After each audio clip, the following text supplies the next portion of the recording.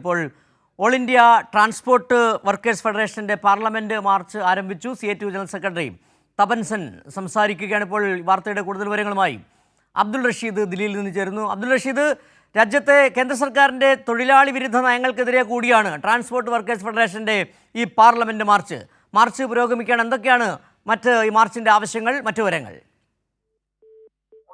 കേന്ദ്ര സർക്കാരിന്റെ തൊഴിലാളി മേഖലയിലുള്ള വിരുദ്ധതയ്ക്കെതിരെ ശക്തമായി പ്രതിഷേധിക്കുകയാണ് CITUവിന്റെ നേതൃത്വത്തിൽ. എന്തായാലും ഓൾ ഇന്ത്യ ട്രാൻസ്പോർട്ട് വർക്കേഴ്സിന്റെ ഫെഡറേഷനാണ് ഇപ്പോൾ ഇത്തരത്തിലൊരു മാർച്ചുമായി, പാർലമെന്റ് മാർച്ചുമായി ദില്ലിയിൽ എത്തിയിരിക്കുന്നത്. എന്തായാലും ദില്ലിയിലെ ജന്തർ മന്ദിറിൽ ഇപ്പോഴും മാർച്ച് പുരോഗമിക്കുകയാണ്. പ്രധാനമായും ഈ അസംഘടിത തൊഴിലാളികളായിട്ടുള്ള ആളുകൾക്കൊക്കെ തന്നെയും തൊഴിലാളി സാമൂഹ്യ സുരക്ഷ കേന്ദ്ര സർക്കാർ നടപ്പാക്കണം. അതോടൊപ്പം ഇത്തരത്തിൽ ലോൺ ലേബർ കോഡുകളൊക്കെ തന്നെയും പിൻവലിക്കണം.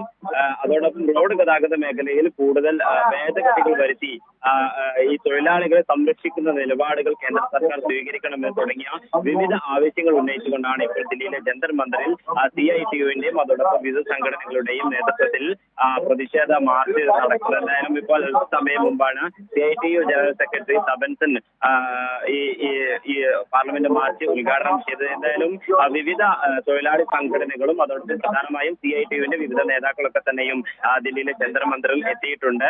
എന്തായാലും ഈ വിവിധ തൊഴിലാളി മേഖലയിൽ, പ്രത്യേകിച്ചും ഈ റോഡ് ട്രാൻസ്പോർട്ടുമായി ബന്ധപ്പെട്ട മേഖലയിലുള്ള കേന്ദ്ര സർക്കാരിന്റെ വിരുദ്ധതയ്ക്കെതിരെയാണ് ഇപ്പോൾ നിലവിൽ ജന്തർ മന്ദിറിൽ പ്രതിഷേധം നടക്കുന്നത്.